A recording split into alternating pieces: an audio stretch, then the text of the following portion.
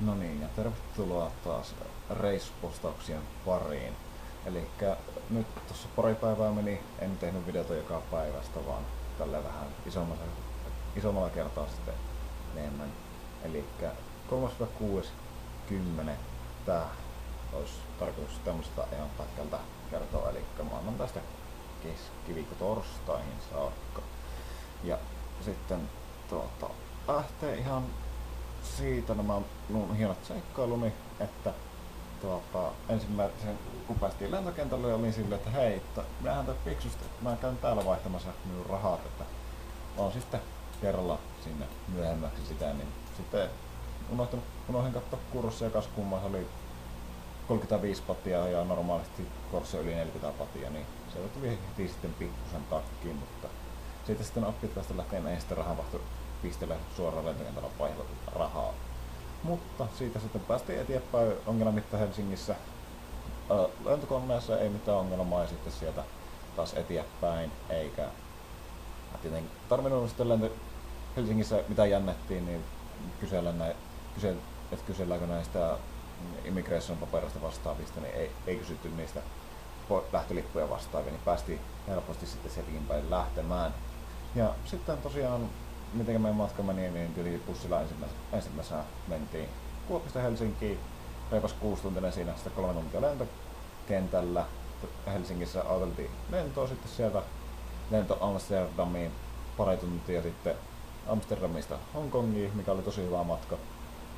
10 tuntia kesti, siellä oli hyvät ruuat, esimerkiksi kuppinuudeleita sai syödä just sen verran kuin halus. Ei tullut aina kyse viemään kuppia pois kesken ruoan ja ei tarvinnut niistä maksella. Ja sitten leffoja pystyi katselemaan omalta pikku näytöltä sieltä ja kuulokkeet sai siihen mukaan. Eli pystyi periaatteessa uutuselokuvia katselemaan, mikä sitten tällä hetkellä kotisuomassa, kun tätä videota kuvailen, niin pyörii elokuvateattereissa, niin ne pystyi sieltä sitten katselemaan. Ei tarvinnut mitään leffalippuja maksella niiden osalta. Ja sitten Hongkongiin päästiin, siellä oli vähän hiljaista, aamuyöstä oltiin siellä, sieltä sitten pikkuhiljaa sitten taas tänne Bangkokin puolelle, eli Thaimaahan, ja sitten täällä me oltiinkin 8-9 aikaa aamusta paikallista aikaa. Ja Hongkongista pitää mainita, että Kiina on kuuma vuorinen maa, kuten myöskin Hongkongi, eli lentokentältäkin näkyy paljon vuoria sitten ympäriinsä siellä. Sitten Bangkokiin kun oltiin päästy sieltä, niin sieltä oli sitten tosiaan tarkoitus tänne Huanheiniin suunnata, missä me nytkin ollaan. Meillä oli vaihtoehtona mennä ilman bussilla, mitä olisi pitänyt ottaa 3-4 tuntia siellä, ja sitten olisi maksanut semmoisen 350 patia. Päätettiin tehdä se mielenkiintoisempi vaihtoehto, eli junalla. Eli mentiin kysymään sinne, niin sanottiin, että okei, että menkää tuohon yhdelle asemalle Bangkokista, niin sieltä pääsitte sitten Huahiniin. No, mentiin sieltä Bangkokista sinne semmoinen Maksanin asemalle, no ei päästy sieltä sitten kuitenkaan suoraan Huahiniin, vaan piti käydä vielä toisen aseman kautta. No mentiin sinne, no siellä oli taas sama, että menkää tuonne 3. asemalle.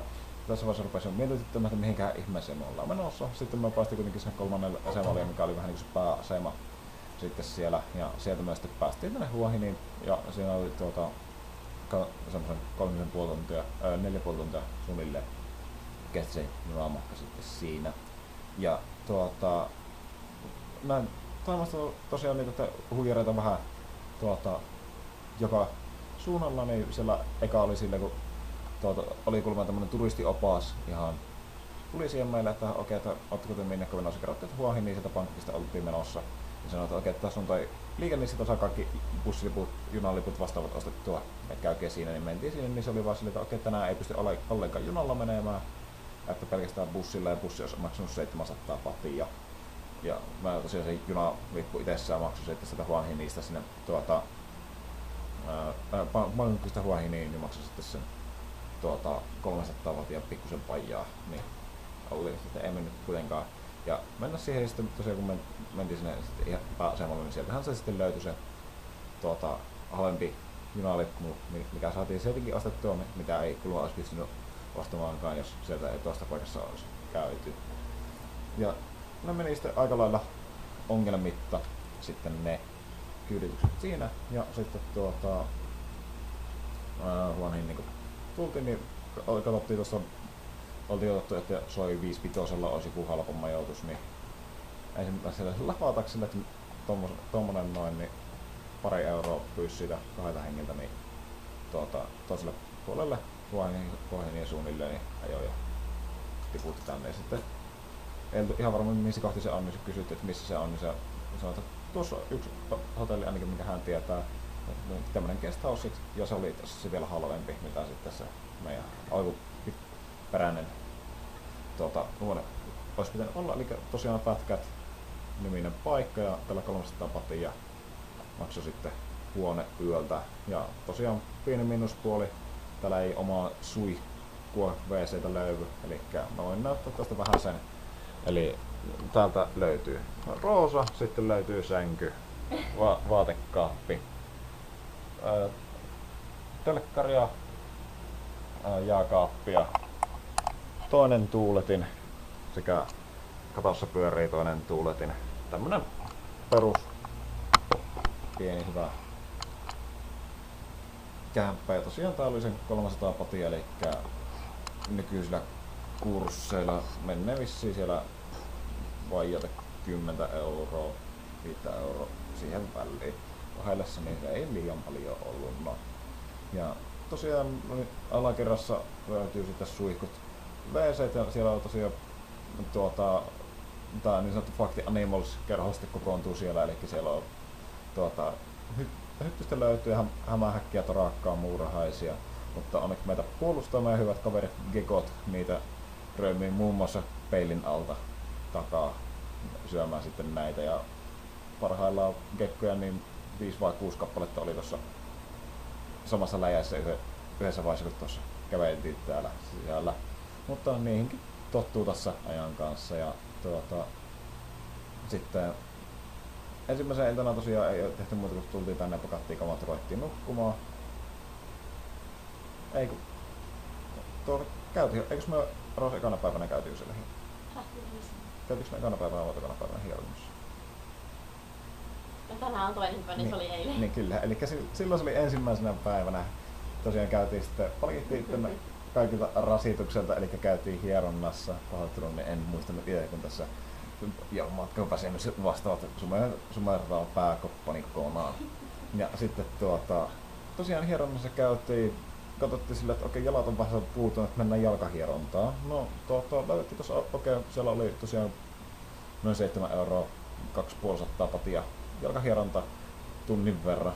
Ihan hyvä diili oli se, ja sitten mukavaksi yllätykseksi jalkahieronta itsessään kesti 45 minuuttia, sen jälkeen tuli vielä hartia, käsi sekä niskahieronta siihen lopuksi.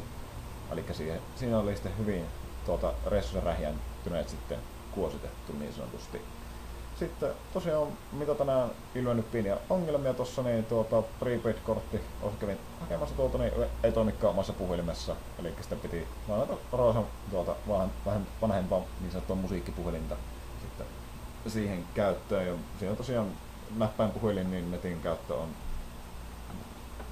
lievästi sanottuna ärsyttävää.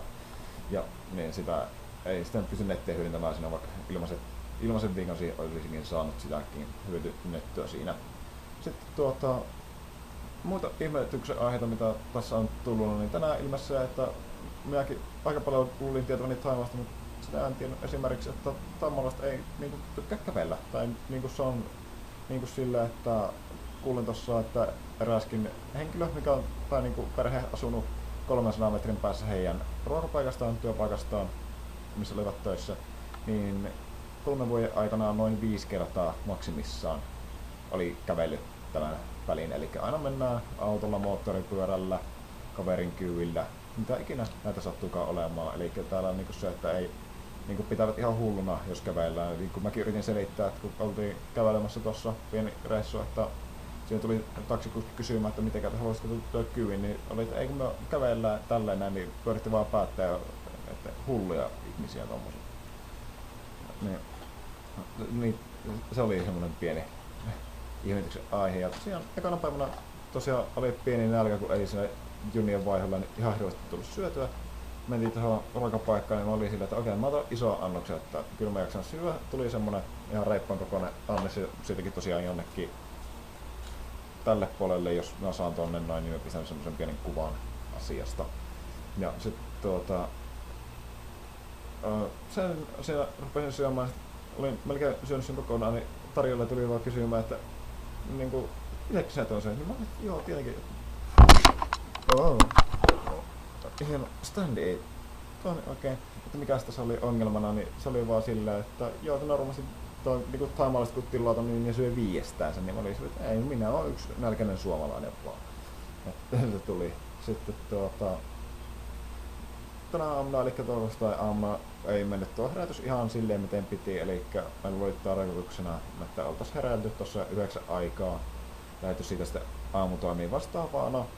9 oli kello, niin mä ajattelin, okei, mä leputoin hetken vielä siinä ja pistin kiinni, niin sitten se olikin jo 10:30, kun seuraavan kerran sitten tuli taas herätystä, eli se meni sitten vähän siinä se aamupäivä, mikä meidän piti sitten liikuskella. Ja tosiaan sitten, mitä huomasin tuossa, niin se, sitten kun yritettiin lähteä käymään uudelleen siellä ulkona, niin, tai sitten vähän myöhemmin siellä ulkona, niin sitten se olikin jo aika moisin lämmintä, eli kannattaa tosiaan herätä pikkusen aikaisemmin, vaikka se vähän pahalta tuntuukin, niin paljon mukavempi sitten ulkoilla, jos tämmöistä aktiviteettia on suunnitellut tekevänsä. Ja sitten mitä muuta me ollaan tehtykään, niin tosiaan tänään niin aamupala siellä meidän lenkillä, niin käytiin katukeittiössä syömässä. Oli maksu noin 50 senttiä ruoka ja mä sain mahani aika lailla täyteen myöskin rooseja. Löytyi ihan tonne vege-puolelle ruuat ja mullekin hyvät ruuat sieltä ja tosiaan semmonen iso kuppi nuudelia ja sinne vaan sitten kaikki mahdolliset päälle, eli niin sanottua rameenia, jos tutumpi termi on se. Sitten tänään kävin sitten samalla tuossa räätäli repi suunnilleen olkapäästä minut sisälle, niin sitten kävin pyytämässä itselleen vähän reissuhousuja tekemään, ei liian kalliita. Ollut näin, pitää vaan ottaa sitten myöhemmin reissubudjetissa ne sitten huomioon, mutta sitten näillä näkymistä pystyy kaikki muut housut, mitä muuta ollut, niin he lähettää sitten Suomeen päin takaisin, että kun niitä ei sitten välttämättä tarvitsekaan täällä. Ja sitten seuraava kerta kokeiltiin tässä katuruokaa, oli kun käytiin tuolla Loi Kratongissa, niin se, eli siellä, eli tämmönen taamalainen perinnejuhla, eli mennään tonne rannalle, lähetetään siellä näitä tämmöisiä pieniä veneitä, missä on lyhdyt, me mennään sinne järvelle ja se ja jotain annetaan rahaa, niin tuo hyvää onnea vastaavaa, ja sitten samalla lähetetään niitä semmosia niin kuin lyhtyjä taivaalle, eli niitä semmosia isoja paperipalloja, missä on sitten sisällä se puinen juttu tai liekki, ja joka lämmittää sitä ylöspäin vähän ja niinku jotain tämmöstä puuma-ilmapalloa tai vastaavaa ois. Ja sielläkin tosiaan katukeittiössä niin käytiin evästämässä 4 € maksupyöreästi, niin molempien juomat ja ruuat sitten siinä. No, hyvin edullista ollut sitten ne. Sitten tosiaan tänään eilisessä käytiin vielä sitten, oltiin niin urheita, niin käytiin yömarkkinoilla pyörähtämässä ja sieltä toinen puolisko löysi itselleen tommosia hassuhauskoja norsulampakoita. Sitten osti niitä itselleen ja niistä sitten varmaan tulee joko Suomeen päin kuvaa tai tässä näköjään tungetaan eteen ja näitä ja niistä sitten saattaa tulla jo joululahjapaketteissakin, en tiedä mitenkä kilttejä on lapset olleet siellä päässä. Ja sitten muita tämmösiä huvittavia koomisia asioita, mitä täällä on ollut, niin tosiaan tänä iltana käytiin tuossa kävelemässä, niin sitten siellä oli tosi niitä hierontapaikkoja auki ja sitten eräskin paikka oli tämmönen, missä oli vähän tummennetut ikkunat ja vähän erinäköiset naiset siinä odottamassa ja hierontapaikkana se oli siellä nimeltään, mutta sielläkin Roosa vaan tosiaan totesi siinä ohi kävellessä, että tuolla varmaan saa sitten jotain muutakin siihen hieronnan päälle. Varmaan puhutaan niin sanotusta happy endingistä, mitä sieltä sitten löytyykin. Ja sitten muita hauskoja, niin juomathan täällä tosi edullisia, varsinkin nämä alkoholittomat ja pullotkin myöskin todella hauskan näköisiä. Eli muun muassa Seven Upin näyttää täältä. En tiedä näkyykö mitenkään hyvin tossa, mutta toi tosiaan ihmeen vihreä tommonen. Näyttää siltä, että jätät sen vähäksi aikaa valoa, ja kun sammutat valot, niin hohtaa vielä pimeissäkin. Sitten. Eli tämmöstä. Tällä kertaa katsotaan, että mitä mä sitten keksin myöhemmillä kerroilla tänne teille satuille näihin videoihin. Ja tosiaan toivottavasti tässä nyt jos tulee jotain muutakin kuin pelkkää minun puhetta, eli kenties jotain videon pätkää vastaavaa, mitä pystytte sitten katselemaan, että mitä ollaan täällä tehty. Mutta tässä pois tällä kertaa nämä, ja minä jos löydän jotain rantakuvia vastaavia, niin tähän nyt loppuun leikkelen sitten niitä. Mutta minun osalta tää menee tässä kohtaan poikki nyt.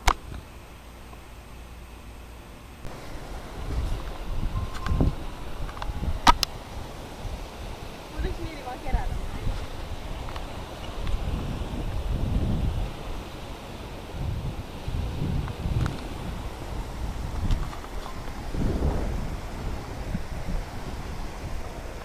Nyt loppujen lopuksi mä en tee niille mitään ja mä oon hirveästi laittomalla.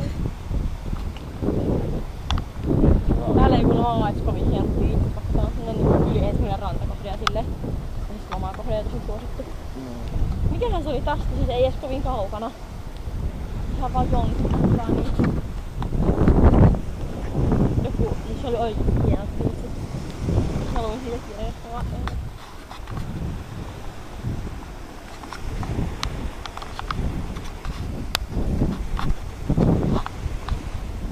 Täälläkin on puluja. Sain kun mä sanoin niiden nimeä. Onko se joku rapu, mikä jättää sellaisia poloja tänne vaan? Onko noita aurinkovarjon poloja? Ne voi olla ihan mitään vaan. Ei täällä ehkä hirveästi silleen niinku pitää ihmistä ottaa aurinkoittaa niin pieniä hoistaneen ja vähän tallattu ainakin tällä hetkellä.